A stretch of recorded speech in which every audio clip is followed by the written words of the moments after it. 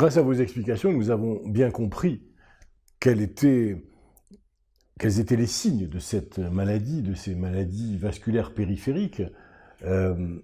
Quels sont les traitements que vous proposez à vos patients?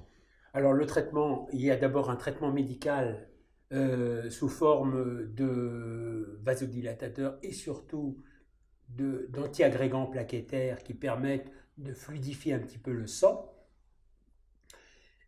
Et si la sténose est évolutive, évidemment, le traitement chirurgical, qui maintenant a fait un bond également en avant grâce au stenting, c'est-à-dire grâce à la dilatation endoluminale, qui nous permet de ne plus avoir des opérations longues et difficiles et minutieuses et qui nous permet de pouvoir réparer une sténose en la dilatant par un ballonnet et en maintenant cette dilatation par un petit ressort qui est un stent qui permet donc de garder la lumière de l'artère complètement ouverte au diamètre voulu. Donc vous utilisez aussi des stents, parce que dans le grand public, quand on parle de stents, on parle de pathologie coronarienne la plupart du temps. Mais en fait, c'est quelque chose que vous utilisez larga manu, manifestement. Nous utilisons les stents absolument larga manu,